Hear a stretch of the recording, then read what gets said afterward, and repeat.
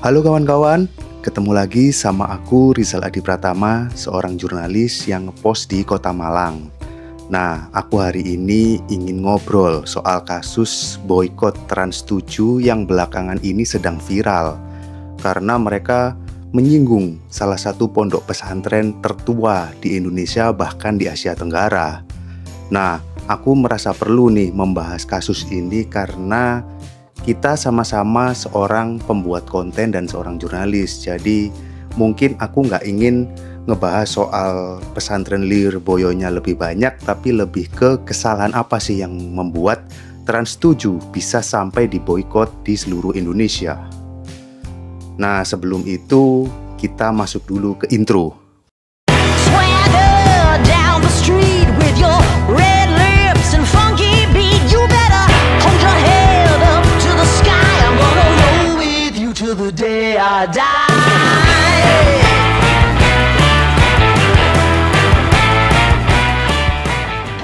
Jadi kawan-kawan, aku ingin cerita singkat tentang kasus ini. Jadi awalnya tuh ada program namanya Expose Uncensored dari Trans7 yang membahas tentang permasalahan pesantren yang ada di Indonesia.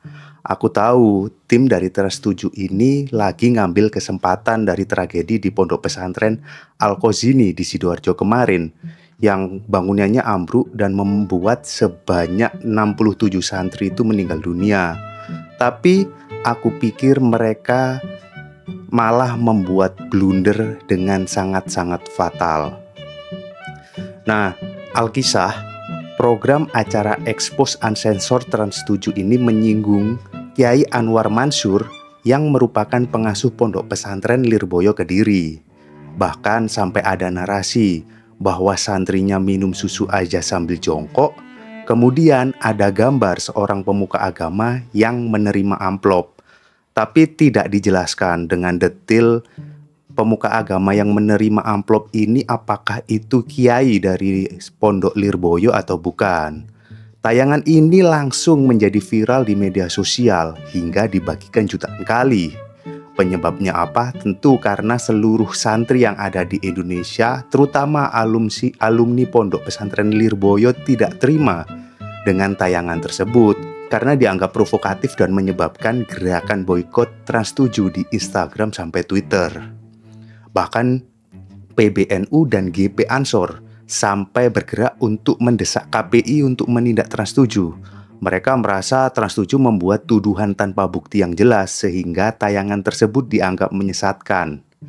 Pihak Trans7 sendiri langsung membuat klarifikasi kemarin dan permintaan maaf di semua platform media sosialnya. Production Director Andi Khairil mengakui mereka membuat kesalahan dengan menayangkan acara tersebut dan meminta maaf kepada pondok pesantren Lirboyo. Tapi mau bagaimanapun nasi telah menjadi bubur. Mereka akan terus terseret arus yang tidak bisa mereka kendalikan ini. Kemudian pada hari ini Rabu 15 Oktober 2025, para alumni Pondok Pesantren Lirboyo di seluruh Indonesia serentak melakukan demo boikot Trans7. Tak terkecuali di Kota Malang. Total ada ratusan orang yang terdiri dari unsur pemuka agama, alumni, santri, dan ormas Islam yang hadir sejak pukul 9 pagi di depan kantor DPRD Kota Malang. Mereka memiliki dua tuntutan besar. Pertama, permintaan maaf langsung oleh pimpinan Trans7. Kedua adalah penarikan konten dari program Expose Uncensored yang dianggap menyerang Pondok Lirboyo. Mereka siap melakukan aksi lebih besar jika tuntutan ini tidak diindahkan.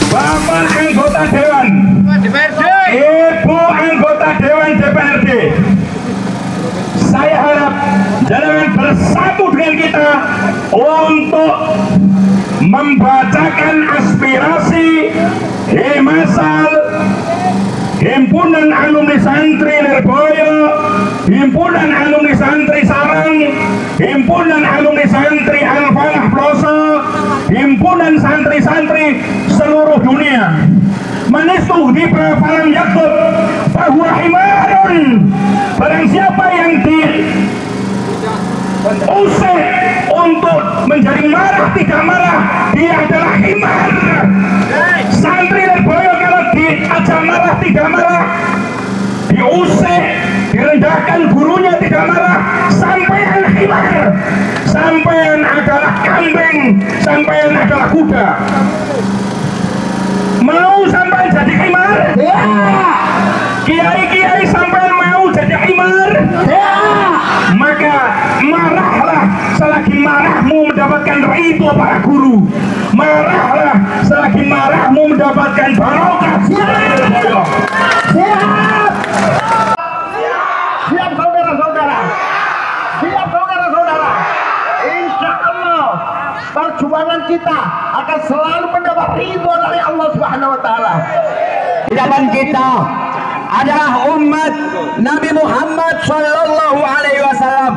Allahumma sholli. Maka kita punya hak untuk bersama-sama memulihkan marwah dan kehormatan kiai dan guru kami.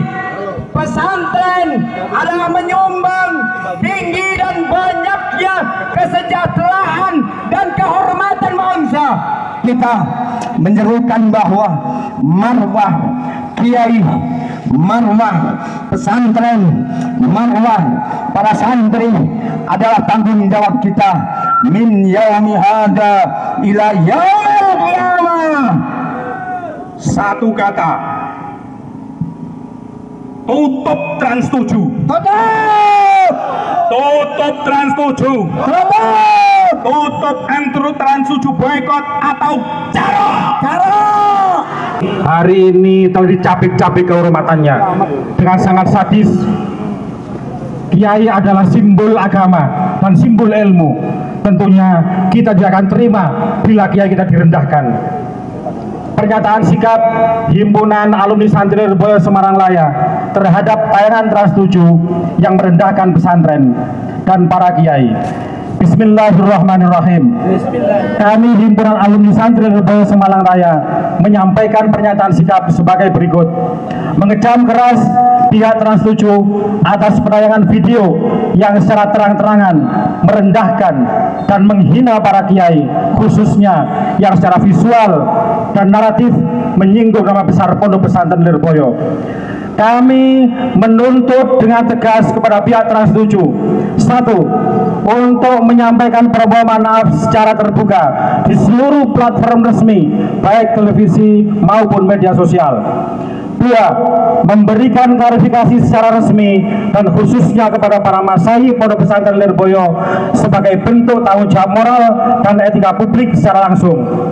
Tiga, menjamin bahwa kejadian serupa tidak akan terulang kembali dalam bentuk atau konteks apapun, serta menuntut agar seluruh tayangan, cuplikan, dan potongan video yang telah beredar untuk dihapus dan ditarik dari seluruh media penyebaran, baik di channel resmi Trans 7 maupun di platform lain yang menayangkannya.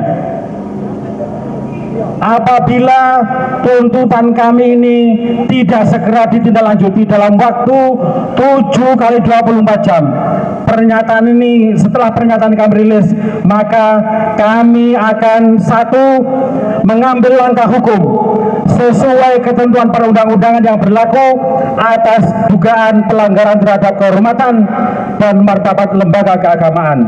Dua, melayangkan laporan resmi kepada Dewan Pers dan Komisi Penyiaran Indonesia atau KPI atas dugaan pelanggaran kode etik jurnalistik dan penyiaran. 3. Menggalang solidaritas nasional para santri, alumni dan masyarakat pesantren untuk melakukan aksi damai besar-besaran sebagai bentuk pembelaan terhadap kehormatan kiai dan pesantren. 4. Menyerukan boikot terhadap seluruh tayangan Trans 7 sampai permohonan maaf terbuka dan klarifikasi disampaikan secara resmi, terhormat dan bermartabat. Demikian pernyataan sikap ini kami sampaikan. Warahmatullahi wabarakatuh. Waalaikumsalam. Para kiai, para ustadz dan ibu bapak sekalian yang hari ini ingin menyampaikan pendapat, saya mendukung dengan bentuk keprihatinan dari semua warga yang ada di Kota Malang ini bahwa terhadap mereka-mereka yang tidak tahu kehidupan dari pesantren. Dan tentu kita juga berbagian keinginan kita ingin meluruskan dan berharap bahwa tuntutan-tuntutan yang tadi disampaikan itu dapat ditindaklanjuti segera agar terkait dan dampak yang akan terjadi ini bisa kita atasi secara dini. Karena saya tahu benar bagaimana kehidupan pesantren, tidak seperti apa yang disampaikan itu. Pesantren adalah madrasah kehidupan yang harus kita lakukan, bukan seorang feudalisme, tapi bentuk kedisiplinan yang harus kita lakukan antara seorang santri dengan kiai. Ini adalah bentuk penghargaan, penghormatan yang harus kita lakukan kepada orang-orang yang menjadi junjungan kita, yang kita ikuti tuntunannya, yang kita ikuti semua fatwa-fatwanya. Begitulah, maka saya berharap dalam bentuk keprihatinan yang harus segera ditindaklanjuti. Dan tuntutan-tuntutan ini juga akan tersampaikan kepada mereka yang berwenang untuk segera ada langkah-langkah yang tepat, cepat, dan tentu sesuai dengan keinginan kita bersama. Kami berharap tidak ada dampak yang akhirnya menjadi satu pecah persatuan. Ini adalah satu bentuk keprihatinan yang harus segera dilakukan secara cepat dan tepat untuk segera ditindaklanjuti. Hidup wali kota. Demikian. La ilaha illallah. La ilaha illallah. La ilaha illallah. Muhammadur Rasulullah. Ya Allah ya Qadir. Judlana bil ilm. Tawassalna bil mu'min. Bisay'iba bil karim. Ya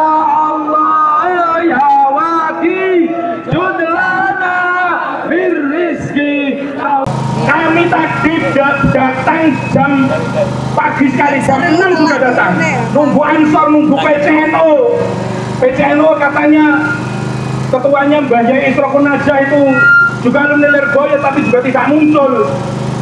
Ini suara betul-betul kita itu sampai kok sabar-sabar, kurang sabar apa kami kiai? Kalau kami diizinkan, kami runtuhkan gedung ini.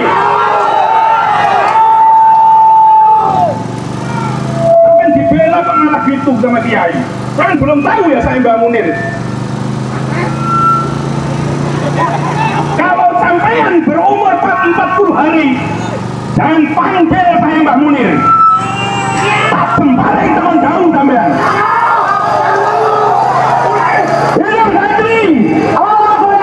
Kawan-kawan, sebagai sesama pekerja media, aku dengan tegas mengatakan bahwa sebuah kesalahan yang fatal dilakukan oleh Trans 7. Bagaimana bisa sebuah media yang amat besar membuat kesalahan yang sangat mendasar seperti ini? Mereka membuat konten tanpa azas check and recheck. Kalau mereka melempar tuduhan, minimal ada bukti klaim atau kutipan dari orang yang kompeten. Sayangnya materi yang mereka bawa sangat amat tidak berkualitas. Bagaimana aku bisa mengatakan tidak berkualitas? Karena aku rasa ini seperti artikel wartawan bodrek yang isinya cuma rumor dan gosip. Tulisannya tidak menyertakan bukti-bukti sama sekali. Bahkan voice over yang dibawakan dengan nada ceria ini jadi memperparah polemik ini. karena terkesan menghina dan melecehkan. Jujur, aku juga pernah membuat kesalahan seperti kasus Trans 7 ini, tapi itu dulu ketika aku mengikuti ekstrakurikuler jurnalistik di SMA. Jadi aku ingin cerita dulu. Pada waktu itu aku diminta untuk mewawancarai salah satu band sekolah. Tapi sejak awal aku punya tendensi yang kurang baik dengan band ini karena isinya adalah anak-anak yang keren, sedangkan aku dulu masuk kelompok anak-anak yang kurang terkenal. Istilahnya karena iri dengki lah. Kemudian majalah kampus ini kan beda dari majalah news atau portal berita yang formal karena targetnya anak-anak SMA. Jadi gaya bahasanya dibuat agar cerita tidak memperdulikan soal EYD atau kata baku. Nah kawan-kawan, kombinasi tendensi negatif ini dengan bahasa ceria adalah kombinasi yang sangat amat mematikan. Gimana tidak, artikel itu jadi heboh karena tulisan ini dianggap sebuah penghinaan dan pelecehan buat anak-anak band ini. Karena dengan nada so asik ini adalah seperti cara yang next level untuk menjatuhkan sebuah band yang ingin mulai mengepakkan sayap. Dulu aku merasa artikel ini baik-baik saja, tapi ternyata setelah kerja di dunia media dan artikel ini aku lihat lagi, ternyata nada dan tulisannya sangat-sangat jahat. Kini jujur aku sama temanku ini yang anak band ini sekarang sudah berteman dekat. Jadi ketika aku mulai berteman dengan mereka, aku sadar ternyata mereka sebenarnya anak-anak yang baik. Ketika aku sudah lebih dekat mengenal mereka dan ternyata mereka tidak seburuk itu.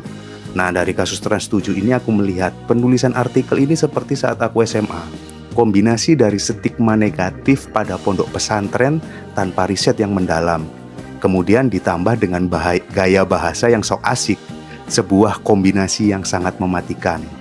Bedanya dulu aku cuma viral sampai tingkat sekolah saja. Tapi Trans 7 jadi bulan-bulanan tingkat nasional.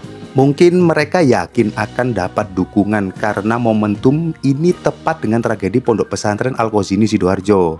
Tapi membuat tudingan tanpa bukti, semua orang Indonesia sudah pasti akan sadar kalau produk jurnalistik itu sangat buruk banget.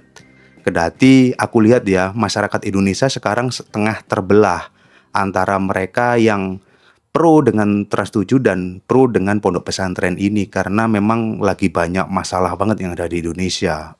Kemudian dari kasus ini yang buat aku bingung adalah kok bisa naskah bermasalah seperti ini bisa lolos. Setahu aku kalau naskah TV itu dicek berlapis-lapis, berbeda dengan naskah artikel portal berita online yang hanya dicek oleh minimal satu editor saja. Artinya ada beberapa orang yang seharusnya sudah baca naskah ini di dalam Trans 7, tapi mereka berpikir bahwa naskah ini aman. Kok bisa? Aku tahu memang ada pondok pesantren yang eksploitatif terhadap santri-santrinya. Itu fakta umum. Dan sebenarnya itu tidak bisa digeneralisir karena ada banyak juga pondok pesantren yang mengajarkan hal-hal yang baik dan penting untuk kehidupan baik di dunia dan akhirat. Tapi seharusnya ini sudah jadi masuk ranah jurnalistik investigasi ya tentang pembahasan Pondok Lirboyo yang disampaikan oleh Trans 7. Seandainya mereka punya bukti-bukti, data, fakta, seharusnya bisa ditayangkan untuk menjadi tayangan jurnalisme investigasi. Kok bisa isu sensitif yang seperti ini malah masuk tayangan atau konten on the spot yang menyajikan data kurang serius? Jujur ekspektasiku tinggi terhadap media televisi nasional karena mereka masih jadi tontonan mayoritas masyarakat Indonesia, terutama di pedesaan. Sekarang isunya itu adalah media TV tengah berjuang setelah kehadiran media sosial dan YouTube. Tapi kalau kualitas mereka jadi anjlok begini, aku gak kaget kalau era keruntuhan TV di Indonesia tinggal menunggu waktu saja.